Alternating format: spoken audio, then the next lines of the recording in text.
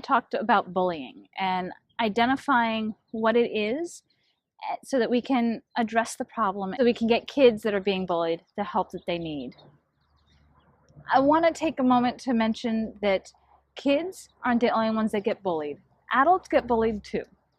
And it's just as real of a problem, though maybe not as prevalent or as readily identified. And teachers are no exception. I think teachers get bullied more often than is ever really reported or identified.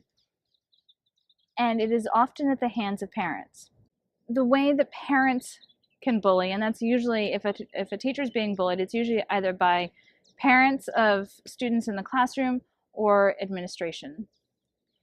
When parents bully a teacher, they often use attacks that can't be answered at the same level. The teacher has to always be professional, and sometimes it's hard to answer those direct attacks that are extremely unprofessional and disrespectful with diplomacy. Every teacher that's gone through this knows as soon as they are as rude and belligerent as the person bullying them is, they're going to get called out on it, and then they're the ones that are in trouble. Hopefully, any teachers going through this have the support of their administration, and their administration knows the quality of teacher that they're dealing with and knows that the parents are being unreasonable in the cases where it is the parent being unreasonable.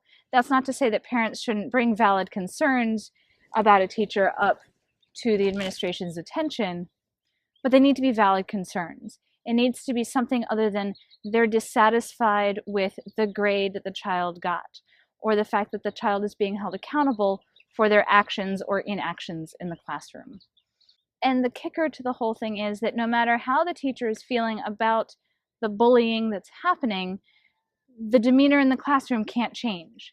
We are not supposed to let the students know that anything is wrong, because then that could be perceived as being unprofessional or somehow getting back at the parents through their kids.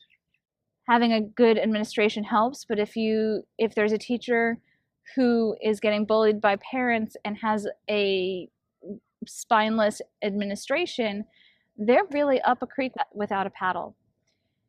The biggest asset that teachers have are teachers' unions, especially when being a member of the union includes the benefit of legal representation. So that if the bullying gets to a point where there is some kind of legal action, the teacher is supported by the union.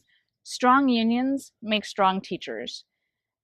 Just like with any bullying situation, when there is a united front against the bullying usually stops.